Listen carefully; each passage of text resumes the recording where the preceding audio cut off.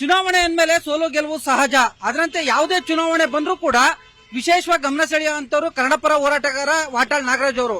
ಅದರಂತೆ ಈ ಬಾರಿಯ ಸಾರ್ವತ್ರಿಕ ಲೋಕಸಭಾ ಚುನಾವಣೆಯಲ್ಲಿ ಬೆಂಗಳೂರು ದಕ್ಷಿಣ ಲೋಕಸಭಾ ಕ್ಷೇತ್ರದಿಂದ ವಾಟಾಳ್ ಪಕ್ಷದ ಅಭ್ಯರ್ಥಿಯಾಗಿ ವಾಟಾಳ್ ನಾಗರಾಜ್ ಅವರು ಕಣಕ್ಕಿಳಿದಿದ್ದಾರೆ. ಬನ್ನಿ, ಈ ಸಂಬಂಧವಾಗಿ ನಮ್ಮ ಜೊತೆ ಮಾತಾಡೋದಕ್ಕೆ ಖುದ್ದು ವಾಟಾಳ್ ನಾಗರಾಜ್ ಅವರು ಇದ್ದಾರೆ, ಮಾತನಾಡಿಸ್ತೀನಿ.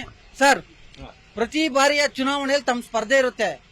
ತಮ್ಮ ಅತಿ ಉತ್ಸಾಹಕ್ಕೆ, ತಮ್ಮ ಆತ್ಮವಿಶ್ವಾಸಕ್ಕೆ ಏನು ಸರ್ ಕಾರಣ? ಒಂದು, ಚುನಾವಣೆ ಅಂದರೆ ಪ್ರಾಮಾಣಿಕವಾಗಿರಬೇಕು. ಈಗ ಚುನಾವಣೆಯಲ್ಲಿ ಪ್ರಾಮಾಣಿಕತೆ ಉಳಿದಿಲ್ಲ. ಪಾಳ್ಯಗಾರಿಕೆ, ಗೂಂಡಾಗಿರಿ, ಹಣ, ಜಾತಿ, ಮಠಗಳು, ಇದರ ಮೇಲೆ ಚುನಾವಣೆ ನಿಂತಿದೆ. ಮತ್ತು ಇವತ್ತು ಸಂವಿಧಾನ ನೆನಪಿಕೊಳ್ಳಬೇಕು. ಇವತ್ತು ಡಾಕ್ಟರ್ ಬಾಬಾ ಸಾಹೇಬ್ ಅಂಬೇಡ್ಕರ್ ಅವರ ಜನ್ಮ ದಿನಾಚರಣೆ. ಇವತ್ತು ನಾನು ಹೇಳ್ತೀನಿ, ಸಂವಿಧಾನಕ್ಕೆ ಬದ್ಧರಾಗಿರ್ಬೇಕಲ್ಲ ಪ್ರಾಮಾಣಿಕವಾಗಿ. ಯಾರು ಇಡೀ ದೇಶದಲ್ಲಿ ಪ್ರಧಾನಮಂತ್ರಿಯಿಂದ ಹಿಡಿದು ಕರ್ನಾಟಕದ ಎಲ್ಲಾ ವ್ಯವಸ್ಥೆಯಲ್ಲಿ ನೋಡ್ತಾ ಇದ್ದೀವಿ. ಇದು ಚುನಾವಣೆ ಅಲ್ಲ, ಇದೊಂಥರ ದರೋಡೆ, ಇದೊಂಥರ ಲೂಟಿ. ಈ ರೀತಿ ಚುನಾವಣೆ ಆದರೆ ಪ್ರಜಾಪ್ರಭುತ್ವ ಉಳಿಯಲ್ಲ, ಪ್ರಜಾಪ್ರಭುತ್ವಕ್ಕೆ ಅಪಾಯ ಆಗುತ್ತೆ, ಚುನಾವಣೆ ಬಗ್ಗೆ ನಂಬಿಕೆ ಹೋಗುತ್ತೆ. ನಾನು ತಮಗೆ ಹೇಳ್ತಾ ಇದ್ದೀನಿ, ರಾಜ್ಯದ ಜನತೆಗೆ ಪ್ರಾಮಾಣಿಕವಾಗಿದ್ದೇನೆ, ಸತ್ಯವಾಗಿದ್ದೇನೆ. ನಾನು ಯಾವ ಚುನಾವಣೆಯೂ ನಾನು 5 ಬಾರಿ ಶಾಸಕನಾಗಿ ಗೆದ್ದಿದ್ದೇನೆ. 5 ಬಾರಿನೂ ನಾನು ಪ್ರಾಮಾಣಿಕವಾಗಿ ಚುನಾವಣೆ ನಡೆಸಿದ್ದೇನೆ. ಕುಟುಂಬ ಚುನಾವಣೆ ಆಗಲಿ, ಹಣದಿಂದ ಚುನಾವಣೆ ಆಗಲಿ, ಭ್ರಷ್ಟಾಚಾರದಿಂದ ಚುನಾವಣೆ ಆಗಲಿ, ಹೆದರಿಕೆಯಿಂದ ಚುನಾವಣೆ ಆಗಲಿ, ಪಾಳ್ಯಗಾರಿಕೆ ಅದೆಲ್ಲ ಮಾಡಿಲ್ಲ. ಪ್ರಾಮಾಣಿಕವಾಗಿ ಪ್ರಜಾಪ್ರಭುತ್ವದ ಆಧಾರದ ಮೇಲೆ ಸಂವಿಧಾನಬದ್ಧವಾದಂತ ಚುನಾವಣೆ ಮಾಡಿದ್ದಾರೆ. ಈಗ ಬೆಂಗಳೂರು ದಕ್ಷಿಣ ಲೋಕಸಭಾ ಕ್ಷೇತ್ರದಿಂದನೇ ಯಾಕೆ ಕಣಕ್ಕಿಳಿಯೋದಕ್ಕೆ ಚಿಂತೆ ನಡೆಸಿದ್ರಿ ಸರ್? ಅಂತದೊಂದು ನಿರ್ಧಾರ ಮಾಡಿದ್ದಾದ್ರೂ ಏಕೆ ಸರ್? ಬೆಂಗಳೂರು ದಕ್ಷಿಣ ಲೋಕಸಭಾ ಕ್ಷೇತ್ರಕ್ಕೂ ನಿಮಗೂ ಏನ್ ಸಂಬಂಧ?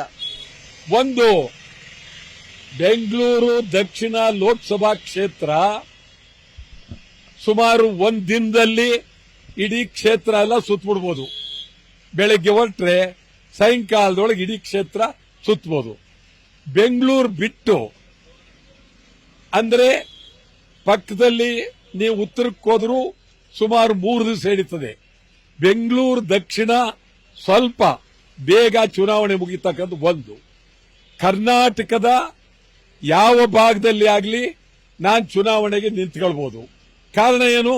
ಪ್ರತಿ ಮನೆಯೂ ವಾಟಾಳ್ ನಾಗರಾಜ್ ಗೊತ್ತು, ಪ್ರತಿ ಜನರಿಗೂ ವಾಟಾಳ್ ನಾಗರಾಜ್ ಗೊತ್ತು, 6 ಕೋಟಿ ಕನ್ನಡಿಗರಿಗೆ ವಾಟಾಳ್ ನಾಗರಾಜ್ ಗೊತ್ತು. ಆದರೆ ಈ ಉದ್ದೇಶದಿಂದ ದಕ್ಷಿಣ ಕ್ಷೇತ್ರದಲ್ಲಿ ಚುನಾವಣೆ ನಿಂತಿದ್ದಾರೆ. ಯಾಕೆ ನಿಂತಿದ್ದೀರಿ? ನಮಗೂ ಸ್ವಲ್ಪ ಚಿಂತನೆ ಇರಬೇಕಲ್ಲ, ನಾವು ಯೋಚನೆ ಮಾಡಬೇಕಲ್ಲ ಯಾಕೆ ನಿಂತಿದ್ದೀವಿ ಅಂತ.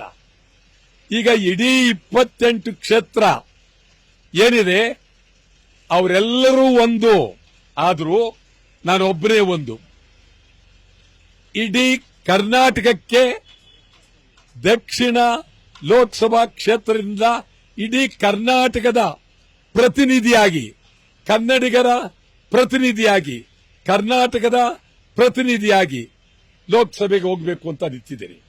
ಇದುವರೆಗೆ ತಮಗೆ ಗೊತ್ತಿರೋಂಗೆ ಎಷ್ಟು ಸಮಸ್ಯೆಗಳು, ಕರ್ನಾಟಕದ ಎಷ್ಟು ಸಮಸ್ಯೆಗಳು, ಕಾವೇರಿ, ಮಹದಾಯಿ, ಮೇಕೆದಾಟು, ಗಡಿನಾಡು, ಹೊರನಾಡು, 1, 2 ನೂರಾರು ಸಮಸ್ಯೆಗಳು. ಒಬ್ಬ ಲೋಕಸಭಾ ಸದಸ್ಯ ಲೋಕಸಭೆಯಲ್ಲಿ ಗಲಾಟೆ ಮಾಡಲಿಲ್ಲ, ಧರಣ ಮಾಡಲಿಲ್ಲ, ಮಾತಾಡಲಿಲ್ಲ, ಸಭಾತ್ಯಾಗ ಮಾಡಲಿಲ್ಲ. ಎಲ್ಲರೂ ಅವರ ಪಾರ್ಟಿ ಮುಖಂಡರಿಗೆ ಎದುರಿ ಬಾಲ ಮುಚ್ಚಿಕೊಂಡು ಕೂತಿದ್ದಾರೆ. ಇವತ್ತು ನನಗೆ ಲೋಕಸಭೆಗೆ ಹೋಗಬೇಕು ಅಂತ ಹುಚ್ಚೇನಿರಲಿಲ್ಲ. ಇದೊಂದು ಬಹಳ ನೋವಿನಿಂದ ಹೇಳ್ತಾ ಇದ್ದೀನಿ. ನಾನು ಹೋಗಲೇಬೇಕು ಅಂತ. ಯಾಕಂದ್ರೆ ಲೋಕಸಭೆಯಲ್ಲಿ ಕನ್ನಡಿಗರ ಪರವಾಗಿ, ಕರ್ನಾಟಕದ ಪರವಾಗಿ, ಕಾವೇರಿ ಪರವಾಗಿ, ಮೇಕೆದಾಟು ಪರವಾಗಿ, ಈ ಹುಬ್ಬಳ್ಳಿ, ಧಾರವಾಡ, ಉತ್ತರ ಕರ್ನಾಟಕ, ಗಡಿನ ಸಮಗ್ರ ಕರ್ನಾಟಕದ ಬಗ್ಗೆ, ಮಹದಾಯಿ ಬಗ್ಗೆ ತೀವ್ರ ಕನ್ನಡದ ಶಕ್ತಿಯನ್ನ ಪ್ರದರ್ಶನ ಮಾಡೋದಕ್ಕೆ, ಕನ್ನಡದ ಧ್ವನಿಯನ್ನ ಮೊಳಗಿಸೋದಕ್ಕೆ ಲೋಕಸಭೆಗೆ ಹೋಗ್ತಾ ಇದ್ದೀವಿ. ಅದೇ ಉದ್ದೇಶ. ಸರ್, ಈಗ ಬೆಂಗಳೂರು ದಕ್ಷಿಣ ಲೋಕಸಭಾ ಕ್ಷೇತ್ರದಲ್ಲಿ ಜಾತಿ ಸಮೀಕರಣ ಲೆಕ್ಕಾಚಾರ ಒಂದ್ ಕಡೆ, ಮತ್ತೊಂದ್ ಕಡೆಗೆ ಇಬ್ಬರು ಪ್ರಬಲ ಅಭ್ಯರ್ಥಿಗಳು, ಒಂದು ಸಚಿವ ರಾಮಲಿಂಗಾರೆಡ್ಡಿ ಪುತ್ರಿ ಕಣಕ್ಕಿಳಿದಿದ್ದಾರೆ ಸೌಮ್ಯಾರೆಡ್ಡಿ, ಮತ್ತೊಂದ್ ಕಡೆಗೆ ಹಾಲಿ ಸಂಸದ ತೇಜಸ್ವಿ ಸೂರ್ಯ ಅವರು ಕಣಕ್ಕಿಳಿದಿದ್ದಾರೆ. ಈ ನಡುವೆ ಹೆಂಗ್ ಫೈಟ್ ಮಾಡ್ತೀರಾ? ಗೆಲ್ವಿ ಕಾನ್ಫಿಡೆನ್ಸ್ ಏನು? ಒಂದು ಇಡೀ ಕರ್ನಾಟಕದಲ್ಲಿ ನಿಮ್ಗೆ ಹೇಳ್ತೇನೆ, ಬೆಂಗಳೂರು ದಕ್ಷಿಣದಲ್ಲಿ ಪ್ರತಿ ಮನೆಯಲ್ಲೂ ಒಬ್ರು ನನ್ನ ಅಭಿಮಾನಿ ಇದ್ದಾರೆ. ಪ್ರತಿ ಮನೆಯಲ್ಲೂ ಈ ಸ್ವಲ್ಪ ಹೆಚ್ಚು ಕಡಿಮೆ ಒಂದು 5, 6, 7 ಲಕ್ಷ ಮನೆಗಳು ಬರ್ತವೆ. ಪ್ರತಿ ಮನೆಯಲ್ಲೂ ವಾಟಾಳ್ ನಾಗರಾಜ್ ಅಭಿಮಾನಿ ಇದ್ದೇ ಇದ್ದಾರೆ. ಅವರು ಪ್ರಾಮಾಣಿಕವಾಗಿ ಇವತ್ತು ನನಗೆ ಏನ್ ಮಾತಾಡ್ತಾ ಇದ್ದಾರೆ, ನಿಮ್ಮಂತವ್ರು ಹೋಗ್ಬೇಕು, ನಿಮ್ಮಂತವ್ರು ಹೋದ್ರೆ ಸಾಧ್ಯ. ನಮ್ಮ ರಾಜ್ಯಕ್ಕೆ ಇವತ್ತು ನೋಡಿ ನಮ್ ಗತಿ, ಕುಡಿಯೋಕ್ ನೀರಿಲ್ಲ, ಪರಿಸ್ಥಿತಿ ನೋಡಿ. ಇವತ್ತು ಬೀದಿ ಬೀದಿಯಲ್ಲಿ ನೀರಿಗಾಗಿ ಭಿಕ್ಷುಕರ ರೀತಿಯಲ್ಲಿ ಅರಿತಾ ಇದ್ದೇವೆ. ನೀವೇ ಸರಿ ಅಂತೇಳಿ ಪ್ರತಿ ಮತದಾರರು ಹೇಳ್ತಾ ಇದ್ದಾರೆ. ನನಗೆ ನಂಬಿಕೆ ಇದೆ, ಧೈರ್ಯ ಇದೆ. ಕನ್ನಡಿಗರಾಗಿದ್ದರೆ, ಕನ್ನಡಿಗರಿಗೆ ಸ್ವಾಭಿಮಾನ ಇದ್ರೆ ನನ್ನನ್ನು ಗೆಲ್ಲಿಸ್ತಾರೆ, ಅದು ಸತ್ಯ. ಇವತ್ತು ತಮಗೊಂದು ಮಾತು ಹೇಳ್ತೀನಿ, ಕಾವೇರಿ ನೀರು ಬಿಡಬೇಡಿ ಅಂತೇಳಿ ಒಂದೇ ಸಮಕ್ಕೆ ನಾನು ಕೂಗದೆ, ಗಲಾಟೆ ಮಾಡದೆ ಬಂದ್ ಮಾಡೋದು. ಸರ್ಕಾರ ಬಿಟ್ಟೇ ಬಿಟ್ರು. ಇವತ್ತೇನಾಗಿದೆ, ಬೆಂಗಳೂರಿನಲ್ಲಿ ಜನರಿಗೆ ಕುಡಿಯೋ ನೀರಿಲ್ಲ. ಎಂದೂ ಈ ತರ ಪರಿಸ್ಥಿತಿ ಬಂದಿಲ್ಲ. ವಾಟಾಳ್ ನಾಗರಾಜ್ ಪಾರ್ಲಿಮೆಂಟ್ಗೆ ಹೋದರೆ ಅದರ ಶಕ್ತಿನೇ ಬೇರೆ, ಅಭಿಮಾನವೇ ಬೇರೆ. ಆ ದೃಷ್ಟಿಯಿಂದ ಜನರಿಗೆ ನನ್ನನ್ನು ಗೆಲ್ಲಿಸಬೇಕು ಅಂತಕ್ಕಂಥ ಪ್ರೀತಿ, ಅಭಿಮಾನ ಇದೆ. ಒಂದ್ ಕಡೆಗೆ ಕಾಂಗ್ರೆಸ್ ಪಂಚ ಗ್ಯಾರಂಟಿ ಯೋಜನೆಯನ್ನ ಮುಂದಿಟ್ಕೊಂಡು ಹೋಗ್ತಾ ಇದೆ, ಮತ್ತೊಂದ್ ಕಡೆಗೆ ಬಿಜೆಪಿನವರು ಮೋದಿ ಗ್ಯಾರಂಟಿ ಅಂತ ಹೇಳಿ ಇವತ್ತು ಕೂಡ ಪ್ರಣಾಳಿಕೆ ಬಿಡುಗಡೆ ಮಾಡಿದ್ದಾರೆ. ಈ ನಡುವೆ ವಾಟಾಳ್ ನಾಗರಾಜ್ ಅವರ ವಾಟಾಳ್ ಪಕ್ಷದ ಪ್ರಣಾಳಿಕೆ ಏನು? ವಾಟಾಳ್ ನಾಗರಾಜ ಗ್ಯಾರಂಟಿ, ಜನಕ್ಕೆ ವಾಟಾಳ್ ನಾಗರಾಜ್ ಗ್ಯಾರಂಟಿ. ನೆನೆದರೆ ಕುಳಿತರೆ ಏನ್ ಅನುಕೂಲ ಬೇಕಾದ್ರು, ಎಲ್ಲರ ಜನಗಳ ಪರವಾಗಿ ಏನೇ ಕಷ್ಟ ಬಂದ್ರು ಬೀದಿಯಲ್ಲಿ ಏಕಾಂಗಿಯಾಗಿ ವೀರಾದಿ ವೀರರಿತ್ತ ಓಡಾಡ್ತಕ್ಕಂಥವ್ರು ವಾಟಾಳ್ ನಾಗರಾಜ್.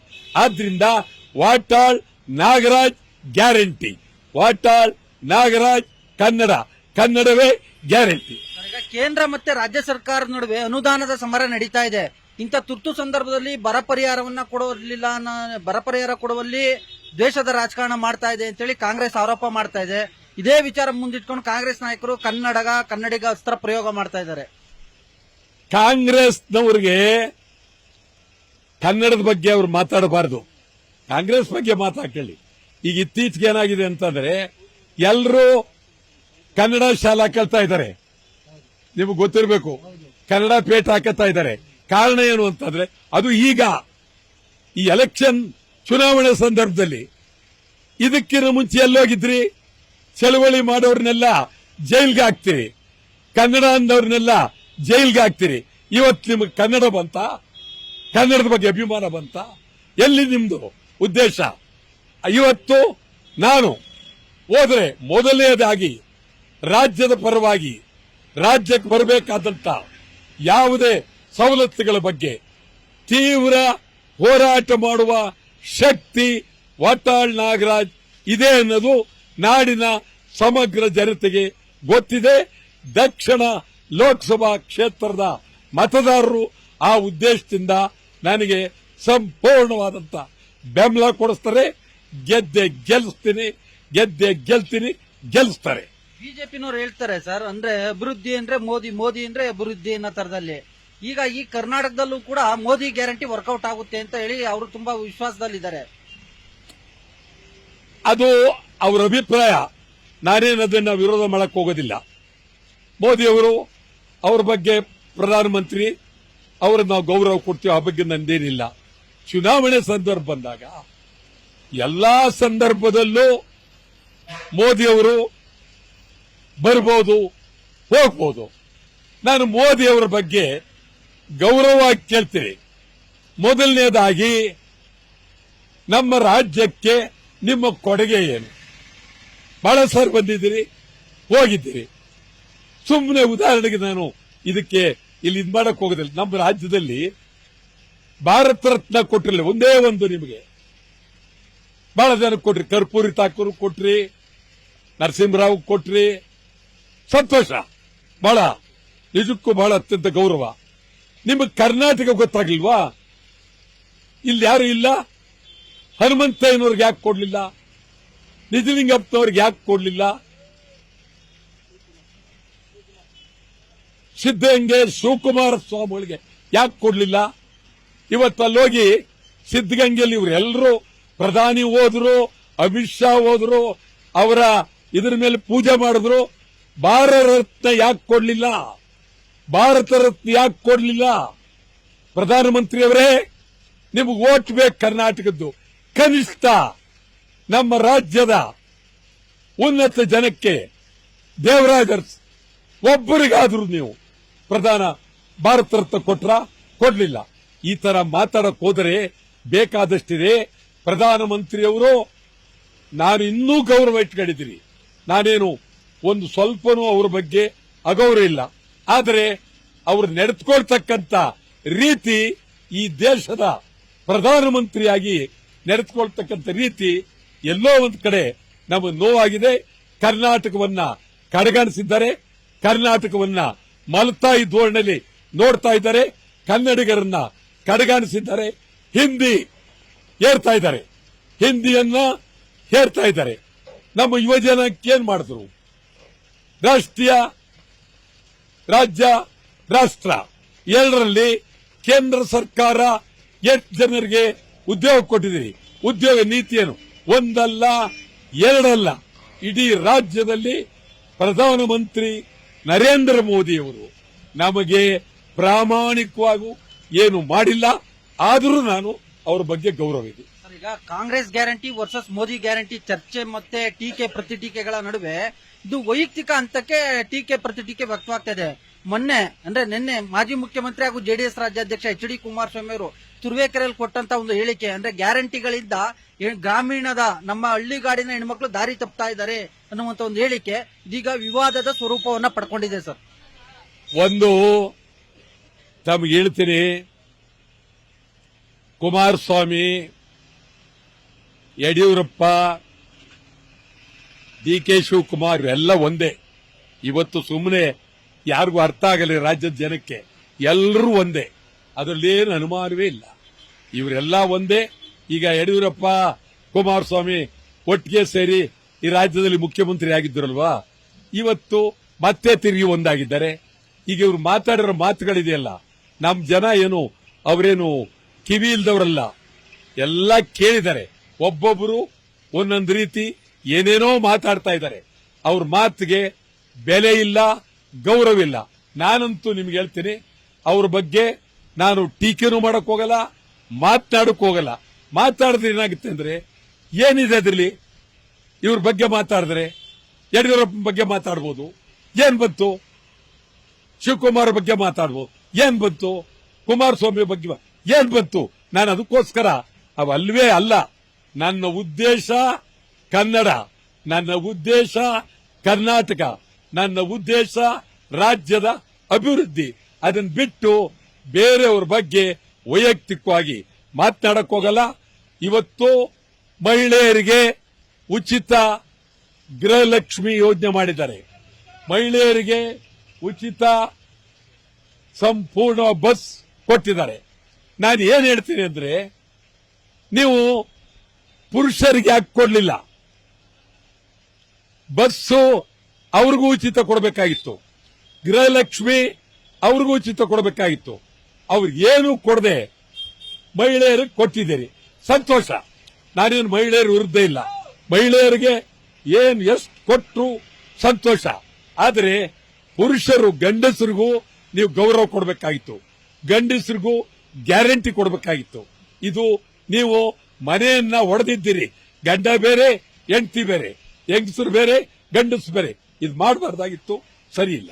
ಈಗ ಕಾವೇರಿ ಮತ್ತೆ ನಾಡಿನ ನೆಲ ಜಲ ವಿಚಾರದಲ್ಲಿ ಪ್ರಮುಖ ಪಾತ್ರ ವಹಿಸ್ತಾ ಇದ್ದಂತ ಪ್ರಾದೇಶಿಕ ಪಕ್ಷ ಜೆಡಿಎಸ್, ನಾಡಿನ ನೆಲ ಜಲ ವಿಚಾರದಲ್ಲಿ ಪ್ರಮುಖ ಪಾತ್ರ ವಹಿಸಿದಂತ ಜೆಡಿಎಸ್ ಪ್ರಾದೇಶಿಕ ಪಕ್ಷ ಇವತ್ತು ರಾಷ್ಟ್ರೀಯ ಪಕ್ಷ ಬಿಜೆಪಿ ಜೊತೆ ಕೈ ಜೋಡಿಸಿದೆ. ನಾಡಿನ ನೆಲ ಜಲ ವಿಚಾರದಲ್ಲಿ ಜೆಡಿಎಸ್ ನ ಮಾತಿಗೆ, ಜೆಡಿಎಸ್ ನ ವಿಚಾರಗಳಿಗೆ ಪ್ರಾಮುಖ್ಯತೆ ಸಿಗುತ್ತಾ? ಒಂದು ನಾನು ತಮ್ಗೆ ಹೇಳ್ತೀನಿ, ಇದ್ರ ಬಗ್ಗೆ ನಾವು ಇವ್ರ ಬಗ್ಗೆ ಎಲ್ಲ ಮಾತಾಡಕ್ ಹೋದ್ರೆ ಏನು ಒಂದಲ್ಲ ಎರಡಲ್ಲ, ಒಂದು ದೊಡ್ಡ ರಾಮಾಯಣನೂ ಇಲ್ಲ, ಮಹಾಭಾರತನೂ ಯಾವುದೂ ಇಲ್ಲ. ಅವರೆಲ್ಲ ಏನೇನು ಇವತ್ತು ನಿಜಕ್ಕೂ ಒಂದೊಂದು ನಾವು ಮಾತಾಡಕ್ ಹೋದ್ರೆ ದಿಕ್ಕೆತ್ತೆತ್ತಗೆ ಹೋಗುತ್ತೆ. ಆದ್ರಿಂದ ಅದರ ಬಗ್ಗೆ ನಂಬಿಕೆ ಇಲ್ಲ. ನಾನಂತೂ ಆ ಒಂದು ಕೆಟ್ಟ ರಾಜಕೀಯಕ್ಕೆ ತಲೆ ಹಾಕೋದಿಲ್ಲ. ನಾನು ಕನ್ನಡ ಕನ್ನಡ ಕನ್ನಡ. ಎರಡೂ ರಾಷ್ಟ್ರೀಯ ಪಕ್ಷಗಳು ಕನ್ನಡಿಗರ ಹಿತಾಸಕ್ತಿ ಕಾಪಾಡುವಲ್ಲಿ ವಿಫಲರಾಗಿದ್ದಾರೆ ಅಂತ. ಸಂಪೂರ್ಣವಾಗಿ ಯಾವ ಪಕ್ಷ, ಬಿಜೆಪಿ ಇರ್ಬೋದು, ಜೆಡಿಎಸ್ ಇರ್ಬೋದು, ಕಾಂಗ್ರೆಸ್ ಇರ್ಬೋದು, ಸಂಪೂರ್ಣ ವಿಫಲರಾಗಿದ್ದಾರೆ. ಇವತ್ತು ಕರ್ನಾಟಕದ ಗತಿಯೇನು? ಯಾರ ಕೈಲಿದೆ ಕರ್ನಾಟಕ? ಬಿಹಾರ, ಉತ್ತರ ಪ್ರದೇಶ, ತಮಿಳರು, ಮಲಯಾಳಿಗಳು, ತೆಲುಗರು, ಮಾರ್ವಾಡಿಗಳು ತುಂಬಿದ್ದಾರೆ. ಕನ್ನಡಿಗರ ಗತಿಯೇನು? ಇವತ್ತು ಹೇಳ್ತೀನಿ, ವಾಟಾಳ್ ನಾಗರಾಜ್ ಗೆದ್ರೆ ಕನ್ನಡಿಗರ ರಕ್ಷಣೆ, ವಾಟಾಳ್ ನಾಗರಾಜ್ ಗೆದ್ರೆ ಕನ್ನಡಿಗರಿಗೆ ಗೌರವ. ಇದು ಬಹಳ ಗಂಭೀರವಾಗಿ, ಆದ್ರಿಂದ ಯಾವ ಸರ್ಕಾರಗಳು ಕನ್ನಡದ ಬಗ್ಗೆ ಪ್ರಾಮಾಣಿಕವಾಗಿ ನಡೆದುಕೊಳ್ಳಿಲ್ಲ, ನಡೆದಿಲ್ಲ. ಕೊನೆಯದಾಗಿ ಸರ್, ವಾಟಾಳ್ ನಾಗರಾಜ್ ಅವರು ಈ ಒಂದು ಬೆಂಗಳೂರು ದಕ್ಷಿಣ ಲೋಕಸಭಾ ಕ್ಷೇತ್ರದ ಮತದಾರರಿಗೆ ಏನು ವಿಚಾರಗಳನ್ನು ಮುಂದಿಟ್ಕೊಂಡು ಮತಯಾಚನೆ ಮಾಡ್ತಾ ಇದ್ದಾರೆ? ದಕ್ಷಿಣ ಮತದಾರರ ಕ್ಷೇತ್ರ ಒಂದೇ ಅಲ್ಲ,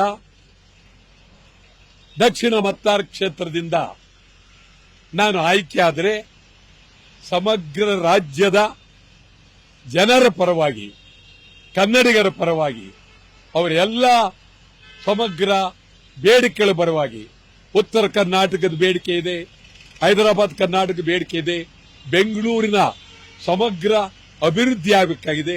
ಮೊದಲನೇದು, ನಮ್ಮ ಜನ ಕುಡಿಯುವ ನೀರಿಗೆ ಎಂದು ಹಾಹಾಕಾರ ಪಡಬಾರದು, ನೋವು ಪಡಬಾರದು, ಬಿಂದಿಗೆ ತೆಗೆದು ಬೀದಿಗೆ ಬರಬಾರದು.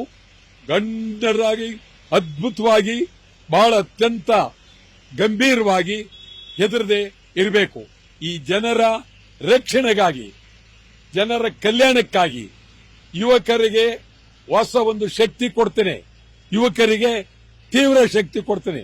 ಯುವಕರ ಪರವಾಗಿ ತೀವ್ರವಾದಂತ ಹೋರಾಟ, ಮಹಿಳೆಯರ ಪರವಾಗಿ, ವೃದ್ಧರು, ವಯಸ್ಸಾದವರು, ಅವರ ಪರವಾಗಿ, ಅವರ ಕಲ್ಯಾಣಕ್ಕೆ ಒಂದೇ ಎರಡೇ ಎಲ್ಲರ ಪರವಾಗಿ ವಾಟಾಳ್ ನಾಗರಾಜ್ ಲೋಕಸಭೆಯಲ್ಲಿ ಧ್ವನಿ ಎತ್ತಿದರೆ ಇಡೀ ದೇಶವೇ ನೋಡಬೇಕು, ಇಡೀ ದೇಶವೇ ಕಾಣಬೇಕು. ಪ್ರಧಾನಮಂತ್ರಿಯವರ ಎದೆಗೆ ಕನ್ನಡದ ಕೂಗನ್ನ ಕೂಗಿದರೆ, ಕನ್ನಡದ ಧ್ವನಿಯನ್ನ ಎತ್ತಿದರೆ, ಕನ್ನಡದ ಧ್ವಜವನ್ನ ಹಿಡಿದಾಗ ಅದು ಶಕ್ತಿ, ನಾಡಿನ ಶಕ್ತಿಯನ್ನ ಇಡೀ ಲೋಕಸಭೆಯಲ್ಲಿ ಪ್ರದರ್ಶನ ಮಾಡುವುದಕ್ಕಾಗಿ ಕನ್ನಡಿಗರ ಪರವಾಗಿ ನಾನು ಹೋಗ್ತಾ ಇದ್ದೇನೆ. ಗೆಲ್ಸಿ. ಕೊನೆಯದಾಗಿ ಸರ್, ಈ ಬೆಂಗಳೂರು ದಕ್ಷಿಣ ಲೋಕಸಭಾ ಕ್ಷೇತ್ರವನ್ನು ಹೊರತುಪಡಿಸಿದ್ರೆ ಕರ್ನಾಟಕದ ಉಳಿದ 27 ಲೋಕಸಭಾ ಕ್ಷೇತ್ರಗಳಲ್ಲಿ ಕನ್ನಡಿಗರು, ಮತ್ತೊಂದು ಕಡೆಯಾಗಿ ವಾಟಾಳ್ ಅಭಿಮಾನಿಗಳು, ಮತ್ತೊಂದು ಕಡೆಯಾಗಿ ವಾಟಾಳ್ ನಾಗರಾಜ್ ಅವರು ಯಾರಿಗೆ ಬೆಂಬಲ ಕೊಡ್ತಾರೆ, ಕನ್ನಡಿಗರು ಯಾರಿಗೆ ಓಟ್ ಹಾಕ್ಬೇಕು ಅಂತ ತಾವು ಸಂದೇಶ ಕೊಡ್ತೀರಾ? ಈಗ ಅದರಲ್ಲಿ ನಾನು ತಟಸ್ಥವಾಗಿದ್ದೀನಿ ಆ ವಿಚಾರದಲ್ಲಿ. ಯಾಕೆಂದ್ರೆ ನಮ್ಮ ಅಭ್ಯರ್ಥಿಗಳು ಎಲ್ಲೂ ಇಲ್ಲ ಇಲ್ಲಿ. ನಮಸ್ಕಾರ. ಇಲ್ಲಿ ನಾನೊಬ್ಬನೇ ಅಭ್ಯರ್ಥಿ. ಅದನ್ನ ನಾನು ತೀರಾ ಇದು ಕೇಳಕ್ ಹೋಗೋದಿಲ್ಲ. ನಾನೊಬ್ಬ ಇಲ್ಲಿಂದ ಜನ ನನಗೆ ಆಯ್ಕೆ ಮಾಡಿದ್ರೆ ಈ ರಾಜ್ಯದ ಪ್ರತಿನಿಧಿಯಾಗಿ ಹೋರಾಟ ಮಾಡ್ತೀನಿ. ಮಿಕ್ಕ ಪಕ್ಷಕ್ಕೆ ವೋಟ್ ಆಗ್ತಕ್ಕಂಥದ್ದು ಬಿಡ್ತಕ್ಕಂಥದ್ದು ಅದ ಕನ್ನಡಿಗರಿಗೆ ಬಿಟ್ಟಿದ್ದೀನಿ. ಅವರು ಸೊ ಇದಿಷ್ಟು ಕನ್ನಡಪರ ಹೋರಾಟಗಾರ ಹಾಗೂ ಬೆಂಗಳೂರು ದಕ್ಷಿಣ ಲೋಕಸಭಾ ಕ್ಷೇತ್ರದ ಕನ್ನಡ ಚಳುವಳಿ ವಾಟಾಳ್ ಪಕ್ಷದ ಅಭ್ಯರ್ಥಿಯಾಗಿರ್ತಕ್ಕಂಥ ವಾಟಾಳ್ ನಾಗರಾಜ್ ಅವರ ಸ್ಪಷ್ಟ ನುಡಿಗಳು.